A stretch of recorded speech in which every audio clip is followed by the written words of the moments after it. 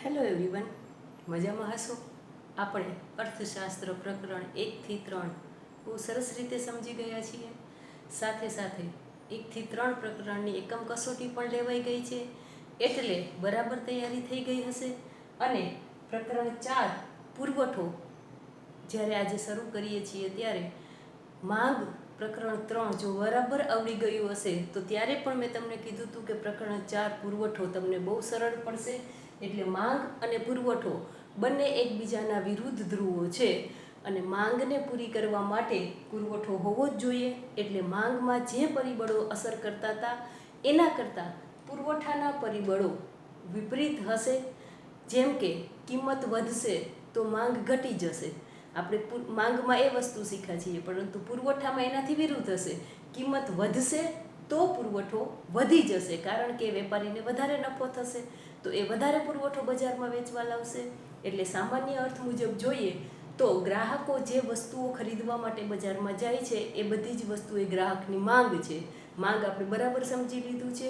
અને એ માંગને પૂરી કરવા માટે વેપારી જેટલો જથ્થો બજારમાં વેચવા માટે લાવે છે એને પુરવઠો કહેવાય છે.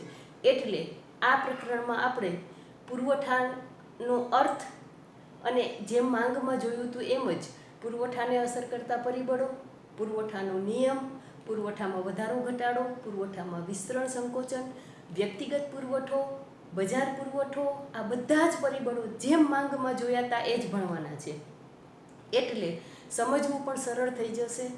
આજે આપણે શરૂ કરીએ પુરવઠો.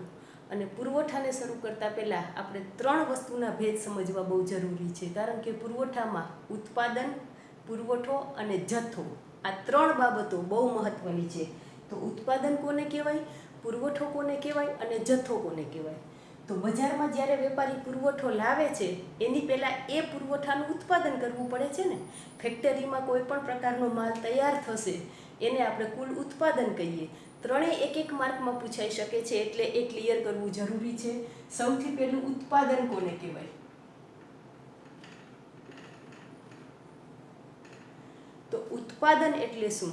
ચોક્કસ સમયે ઉપલબ્ધ સાધનો દ્વારા જેટલા પ્રમાણમાં વસ્તુઓનું ઉત્પાદન થાય છે અથવા તો જેટલા પ્રમાણમાં વસ્તુઓ ઉત્પન્ન થાય છે એને ઉત્પાદન કહેવાય.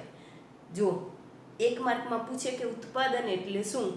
ચોક્કસ સમયે ઉપલબ્ધ સાધનો દ્વારા જેટલા પ્રમાણમાં વસ્તુઓ ઉત્પન્ન થાય છે તે ઉત્પાદન છે. એટલે પહેલાં ઉત્પાદનની આ વ્યાખ્યા લખવાની છે. ત્યાર પછી પુરવઠો કોને કહેવાય, જે આપણું મુખ્ય ચેપ્ટર ભણવાનું છે તે. ચોક્કસ સમયે ચોક્કસ કિંમતે, જો માંગમાં પણ આ જ વસ્તુ આપણે કહેતા હતા, ચોક્કસ સમયે ચોક્કસ કિંમતે. પુરવઠામાં પણ એના અર્થની શરૂઆત ત્યાંથી જ થશે. ચોક્કસ સમયે ચોક્કસ કિંમતે ઉત્પાદનનો જે ભાગ વેચવાની ઈચ્છા, શક્તિ અને તૈયારી દર્શાવે તેને પુરવઠો કહેવાય. માંગમાં શું હતું? ચોક્કસ સમયે ચોક્કસ કિંમતે ગ્રાહક કોઈ પણ વસ્તુ ખરીદવાની ઈચ્છા, શક્તિ અને તૈયારી ધરાવે છે, એ માંગ હતી. પરંતુ હવે ઉત્પાદકના સંદર્ભમાં આપણે અર્થ કહેવાનો છે. માંગમાં આપણે બધાએ ગ્રાહક બની જવાનું હતું. હવે ઉત્પાદનની વાત આવે છે અને પુરવઠાની વાત આવે છે એટલે આપણે બધા વેપારી છીએ. એ જ રીતે આખું ચેપ્ટર ભણવાનું છે કે ભાઈ આપણે વેપારી હોઈએ અને હું ધારો કે આ જે પેન છે એનું જ વેચાણ કરતી હોય તો મારા સંદર્ભમાં મારે શું કહેવાનું? ચોક્કસ સમયે ચોક્કસ કિંમતે ઉત્પાદનનો જે ભાગ વેચવાની ઈચ્છા, શક્તિ અને તૈયારી, તો મારે આવી કેટલી પેનું કેટલા સમયે અને કેટલી કિંમતે બજારમાં વેચવી છે, મારી ઈચ્છા છે, શક્તિ છે અને તૈયારી છે. આ ત્રણેય વસ્તુ સાથે થશે ત્યારે પુરવઠો બનશે. એટલે પુરવઠાની વ્યાખ્યા બરાબર યાદ રાખવાની છે. 1 માર્ક માટે મોસ્ટ આઈએમપી છે.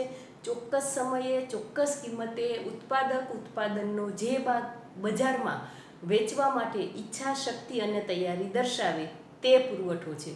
અને ત્યાર પછી ત્રીજી વસ્તુ આવશે જથ્થો. તો જથ્થો કોને કહેવાય? સ્ટોક. આપણે જથ્થાને સ્ટોક કહીએ છીએ અને આમ સિમિલર ગણીએ છીએ જથ્થાને અને પુરવઠાને. હકીકતે એ જથ્થો અને પુરવઠો બે એક વસ્તુ નથી. વસ્તુના કુલ વેચાણક્ષમ એકમોનું પ્રમાણ એટલે જથ્થો. એટલે આ ત્રણે ત્રણ વસ્તુ જથ્થો વસ્તુના કુલ વેચાણક્ષમ એકમોનું પ્રમાણ. દાખલા તરીકે ઉત્પાદન કોઈ આ પેનનું ઉત્પાદન 500 એકમનું થયેલું છે, તો આ 500 એકમ એ વસ્તુનું ઉત્પાદન છે. એમાંથી જ્યારે બજારમાં વેચવા માટે માલ જશે ત્યારે વેપારી બધો જ માલ વેચવા માટે પોતાની દુકાનમાં લાવી દેતો નથી. એ જ્યારે અમુક પ્રમાણનો ભાગ વેચવા માટે તૈયાર થાય, ચોક્કસ સમયે ચોક્કસ કિંમતે, વેપારી કે ઉત્પાદક જે માલ કે જે વસ્તુ વેચવાની ઈચ્છા, શક્તિ અને તૈયારી દર્શાવે એને જ પુરવઠો કહેવાય. તો ચોક્કસ સમય ને ચોક્કસ કિંમતે આ 500માંથી વેપારીને એમ થાય કે મારે 200 એકમ વેચવા છે, તો આ એકમ વેચવા માટેની તૈયારી છે. એટલે કે ઈચ્છા, શક્તિ અને તૈયારી છે 200 એકમ વેચવાની. અને બાકીના 300 એકમ એ ગોડાઉનમાં મૂકી દેશે.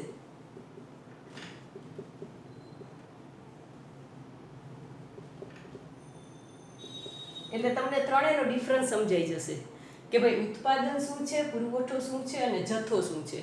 ઉત્પાદન એટલે ચોક્કસ સમયે ઉપલબ્ધ સાધનો દ્વારા જેટલા વસ્તુના એકમો ઉત્પન્ન થયેલા છે એ બધા જ ઉત્પાદન કહેવાય છે. પરંતુ પુરવઠો એટલે ચોક્કસ સમયે ચોક્કસ કિંમતે વસ્તુની વેચવાની ઈચ્છા, શક્તિ અને તૈયારી. તો 200 એકમ વેચવાની ઈચ્છા, શક્તિ અને તૈયારી છે તો એ પુરવઠો બનશે. પણ 300 એકમ છે વેપારીએ અત્યારે નથી વેચવા, એ પછી ભાવ વધે ત્યારે કદાચ રાહ જોવે કે હવે કદાચ ટૂંક સમયમાં ભાવ વધશે તો હું ત્યારે વેચીશ. એટલે 300 એકમ એ ગોડાઉનમાં મૂકી દે છે. એટલે ગોડાઉનમાં જે વસ્તુ મૂકેલી છે એને જથ્થો કહેવાય. આ ત્રણ વસ્તુ ક્લિયર થઈ જવી જોઈએ. ઉત્પાદન કોને કહેવાય, પુરવઠો કોને કહેવાય અને જથ્થો કોને કહેવાય. અને એટલે જ પછીથી પુરવઠો અને જથ્થો અથવા ઉત્પાદન અને જથ્થો આવા તફાવતના રૂપે પણ પૂછાય છે. એટલે આપણે જ્યારે વસ્તુ ક્લિયર હોય તો જ આપણે તફાવત લખી શકીએ. અને એટલે પુરવઠા અને જથ્થામાં ઉત્પાદન તો 500 એકમનું જેટલું ઉત્પાદન થઈ ગયું છે એ ઉત્પાદન છે, પરંતુ પુરવઠા અને જથ્થામાં ફેર છે. એટલે એનો તફાવત 2 માર્કમાં ખાસ પૂછાય છે. એટલે આપણે પહેલા એનો તફાવત જોઈશું. પુરવઠો અને જથ્થો.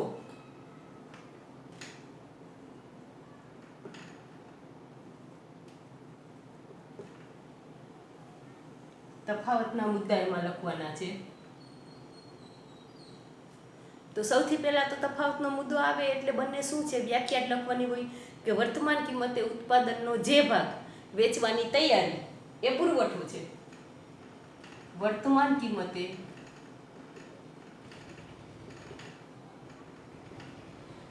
વસ્તુઓનો જે ભાગ આખી વ્યાખ્યા નહીં લખીએ તો પણ અહીંયા ચાલશે. અહીંયા એનો અર્થ ક્લિયર થઈ જવો જોઈએ. એટલે શોર્ટમાં લખીએ તો હાલે કે વર્તમાન કિંમતે ઉત્પાદનનો જે ભાગ વેચવા માટેની તૈયારી. વર્તમાન કિંમતે ઉત્પાદનનો જે ભાગ વેચવા માટેની તૈયારી હોય તે પુરવઠો છે. તો જથ્થામાં શું લખશું આપણે સામે? હવે આપણે ક્લિયર કરી દીધું હતું આગળ 500માંથી 300, 200 આ ક્લિયર હતું ને કે 200 પુરવઠો છે અને 300 જથ્થો છે. તો વર્તમાન સમયે ઉત્પાદનનો જે ભાગ વેચવા માટેની તૈયારી નથી તે ઉત્પાદનનો એ ભાગ જે હાલમાં વેચવાની તૈયારી નથી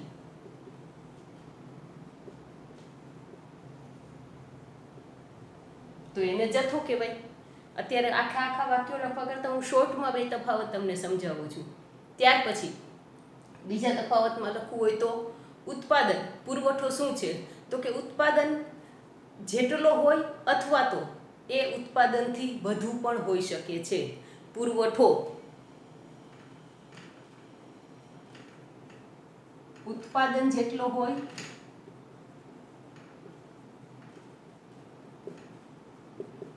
અથવા એનાથી વધુ પણ હોઈ શકે.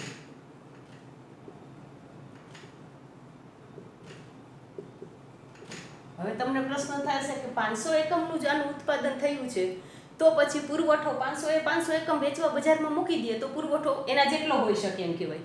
પરંતુ 500 એકમનું જ ઉત્પાદન થયું છે તો એનાથી વધુ કઈ રીતે હોઈ શકે?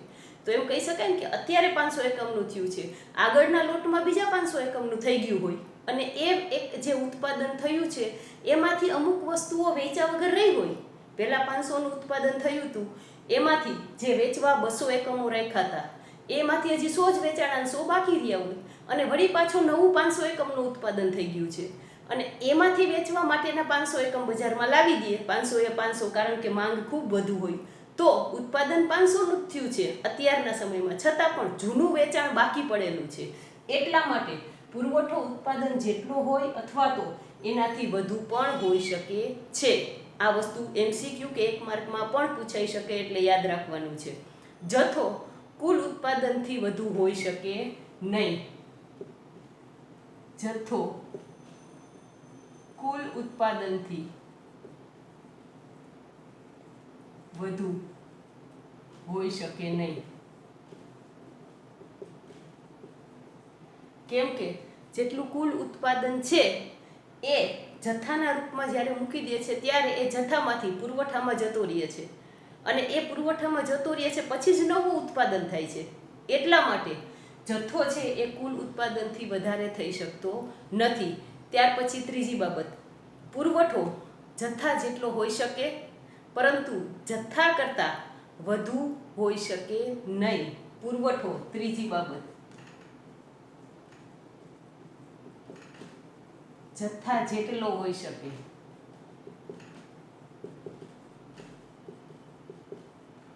પરંતુ જથ્થાથી વધુ હોઈ શકે નહીં.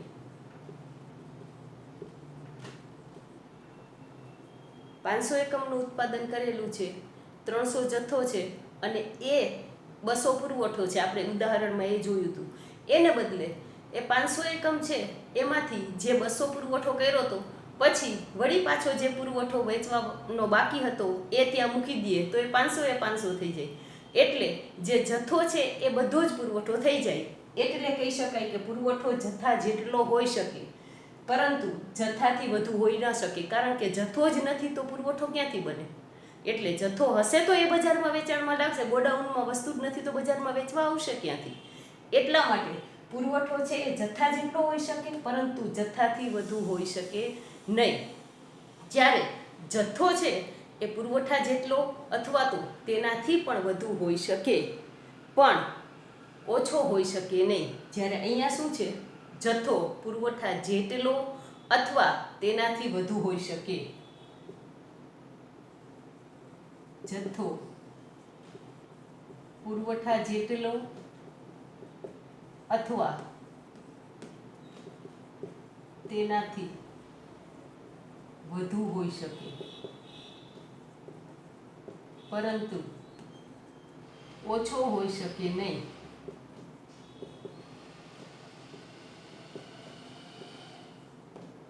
કારણ કે જેટલો જથ્થો છે એમાંથી જ તો પુરવઠો આવે છે અને એટલે જ જો ઓછો હોય તો પુરવઠો આવે ક્યાંથી? એટલા માટે જેટલો જ જથ્થો પુરવઠા જેટલો અથવા તો એનાથી વધુ હોઈ શકે.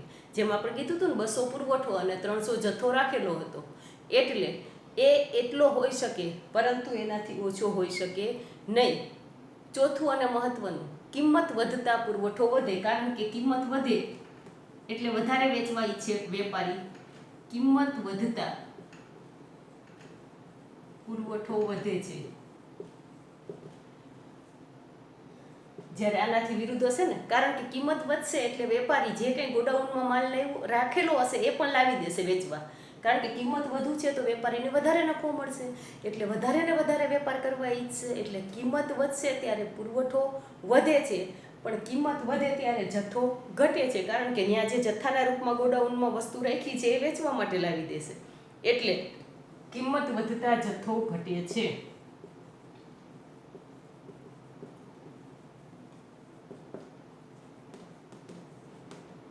એટલે પુરવઠો અને જથ્થો આપણે 3 વસ્તુ ક્લિયર કરી દીધી. ઉત્પાદન કોને કહેવાય, પુરવઠો કોને કહેવાય અને જથ્થો કોને કહેવાય. અને ઘણી બધી વખત પુરવઠો અને જથ્થો તફાવતના રૂપમાં પણ પૂછાય છે. ક્યારેક ઉત્પાદન અને પુરવઠો પણ તફાવતના રૂપમાં પૂછે તો આ જ રીતે તમારે તફાવત, આપણે ત્રણેય કન્સેપ્ટ ક્લિયર હશે તો તફાવત ગમે એનો પૂછે તો બહુ સારી રીતે લખી શકીએ. એટલે અત્યારે સૌથી પહેલાં આપણે પુરવઠાની, ઉત્પાદનની અને જથ્થાની વ્યાખ્યા, એનો બરાબર અર્થ સમજી લીધો અને પછી એનો તફાવત.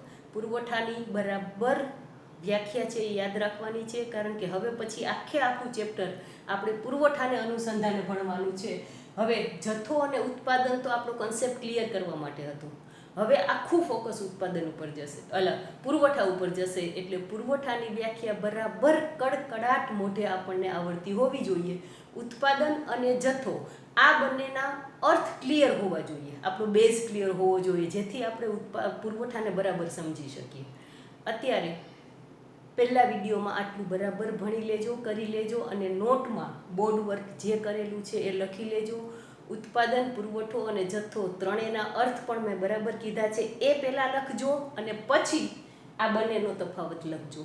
હવે પુરવઠાને અસર કરતા પરિબળો, જેમ આપણે માંગને અસર કરતા પરિબળો ભણેલા હતા, એમ પુરવઠાને અસર કરતા પરિબળો આપણે નેક્સ્ટ વિડીયોમાં કરીશું.